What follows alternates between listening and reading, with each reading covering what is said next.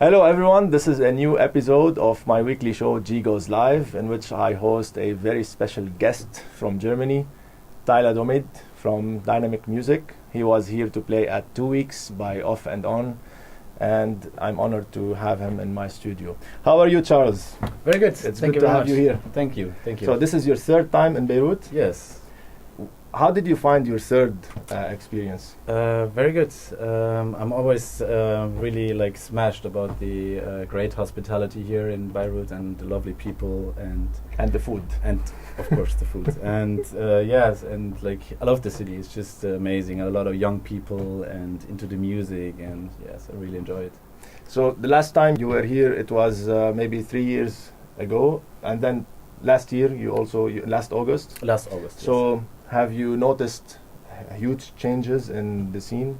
Well, I'm not a huge change, but I realized that it's stable and that the people are into parties. What I really see all the time is in summer it gets more open air parties, and that's what I see. So that's really good, amazing.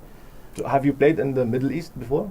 Yes, I've been to, of course, to Dubai. I've been to Israel, Tel Aviv, and actually, no, that's it. And Lebanon, of course, special. Yes. So, how was your experience with 2 weeks? Because that's the first time you play there. So, tell me more about the booking, the promoters, before we get into the crowd and everything else. Of course. The club was very nice. Actually, a beautiful big room with windows, and you can see the harbor. Was very nice. So, in an interesting light system, and the sound was also good. And nice DJ booth. You're in the middle, of the crowd, which is very nice. Which in general, I like a lot. So you're close to the people, which is important for me at least. And so promoters, of course, very nice and generous, and hospitality was great. Of course. That's excellent. And how was the response with the crowd this time? Yeah, I've had some amazing, some good experience here before. So the crowd was good, and the response was great. The people loved the music, and maybe especially dynamic sounds and stuff. So that's what they really enjoyed. Yes, I'm sure they were excited about it, because there was a lot of advertisement for this gig, and I was seeing all the posts everywhere on social media about you, and I'm sure they had a good time like you did. So, Charles, you started DJing before, or you started directly with music production? Actually, I was forced to learn a piano, so back in the days, and then I started producing actually before I started DJing. So years, actually 2 years before I learned DJing, I started with Fruity Loops on Windows. So very basic and just some beats, And then later I need to work hard to finance proper DJ equipment. So I bought the stuff. Was working 1 year really hard in a fabric, and then I just put it at my place at home, and I studied, learned for 2 years. And you started producing in which year exactly? Professionally? Really professionally? Maybe 2008. Yes, but I started before, actually was 2007, 2006. I started with Fruity Loops, so beats and like that. But really more professional was 2008, 2009. So that's maybe 2 years before you got the award by Beatport for your The Voice release. Yeah. 2 years before that. Yeah. So tell me about this specific track. Actually, it was. It was just. I don't know. It was not. Was actually just for fun. Nothing special, and I just produced it, and I sent it over to Off Recordings, and I didn't thought that they would take it. And André Krom, he said, "Wow, nice, let's do it." And yes, I was smashed about the response of it, and it was I think 2 months at Beatport #1, and a huge response. And also got then the reward 1 year later in Miami. That's excellent. Yes. And soon after that, you started taking this more seriously, and you moved into sending to other big labels as well. Yeah, that's where I actually met Adriatic on the Off Recordings label. So we were releasing together on a compilation, and then we were talking on Facebook. You know, like, oh, nice, I like your track. I like your track also. Don't you want to come to Zurich? Let's do music together. And I met them a few weeks, and I went to Zurich a few times, and then we produced together several tracks, and the most famous one was the Deep in the Three. And yeah, we actually had the same dream. We wanted it, and we were working hard for it, and sending to Stimming and to Mladen, to Solomon, and to Hosh also. And yes, then Mladen said, oh, nice track, we want to have it, but we have to clear the royalties because we used the vocal from Feist. So that was a big deal.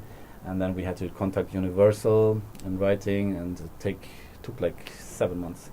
But then in the end they said, okay, go. Feist liked it.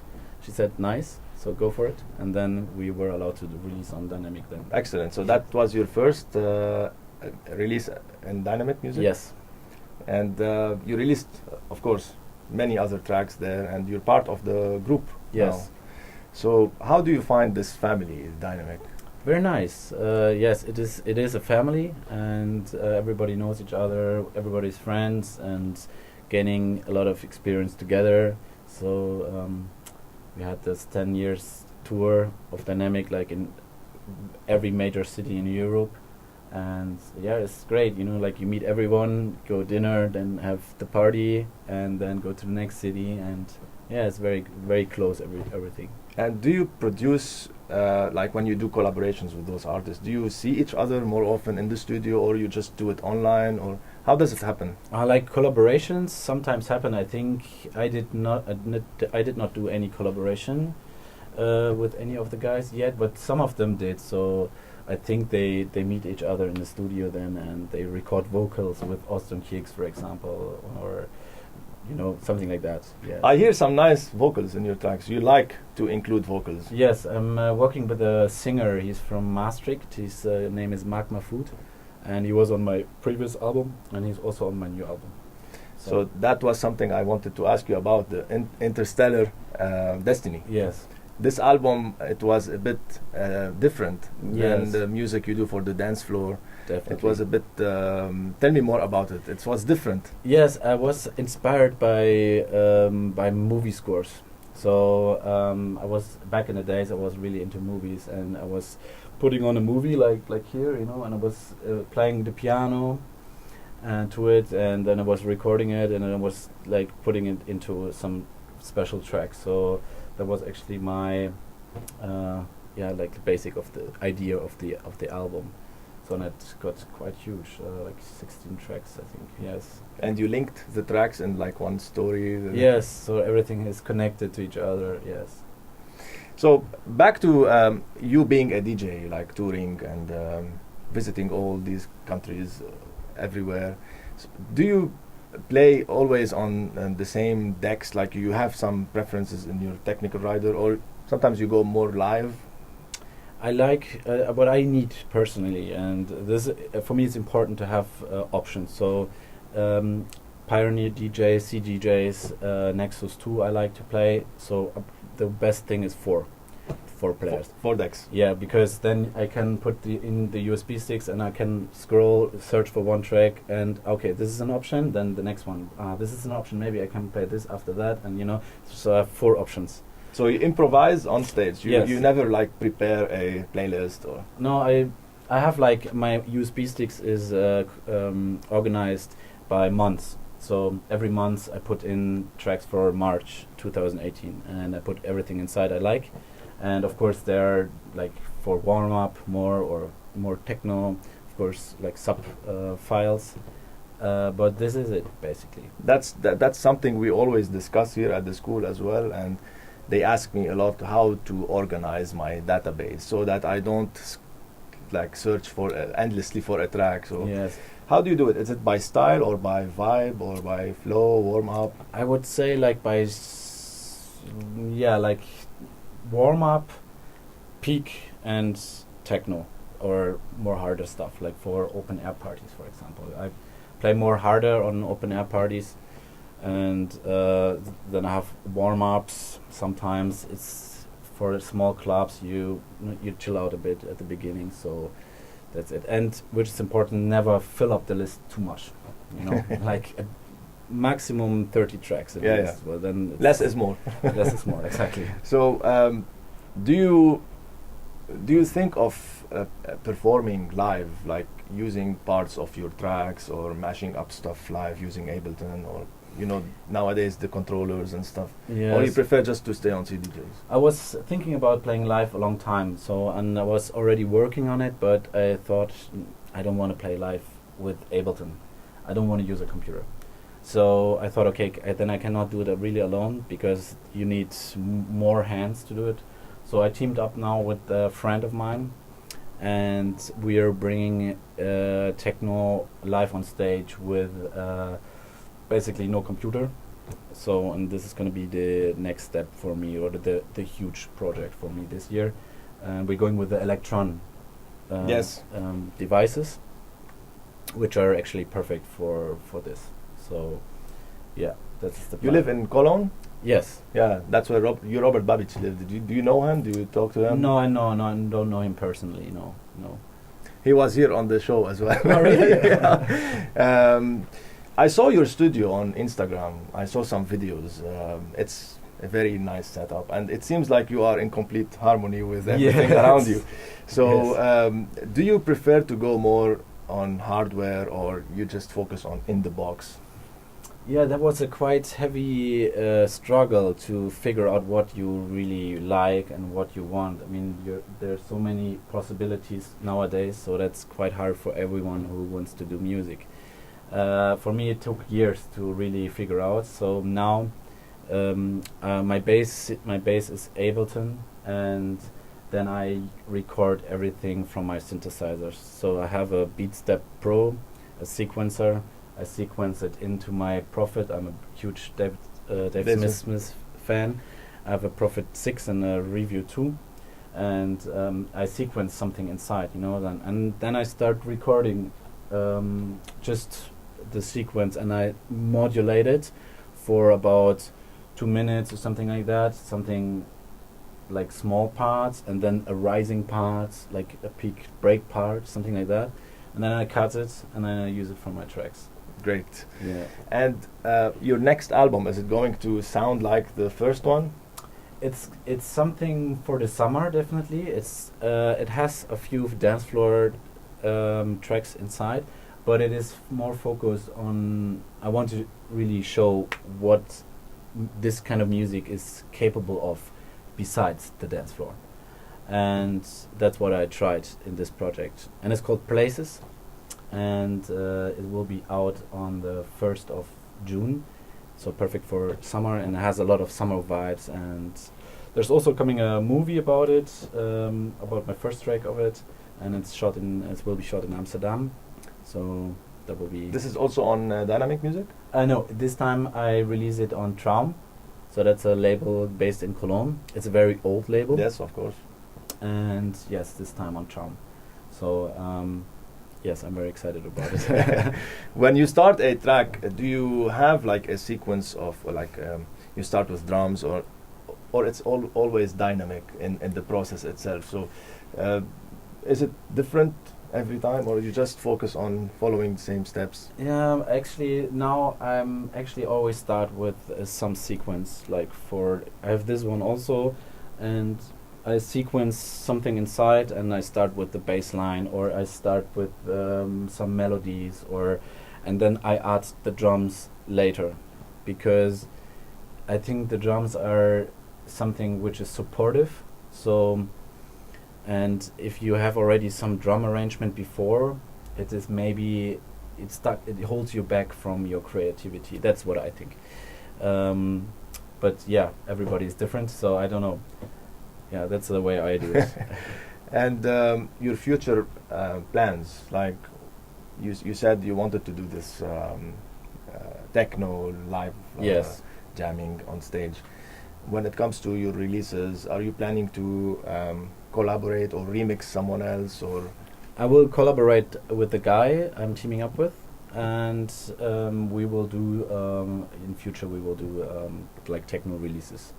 So that's a bit different from what I do right now. So, but I think some more projects is giving you more freedom and everything, and also still writing like songs for movies, and at least in my box I have like a lot of stuff with strings and something like that. So now also produced an ambient album with a friend of mine. It's called Mario Hammer and the Lonely Robot, and we produced like 6-7 tracks together, and he produced 18 tracks, and it's going to be released on Cocoon, so in January next year, but it's only ambient, so no beats. Nice. Charles, tell me more about your personal life. Like, we know that the DJ, especially if he's touring a lot, how do you maintain a healthy body and mind? And do you spend some time, like, do you have hobbies? You do some other stuff then, or only music?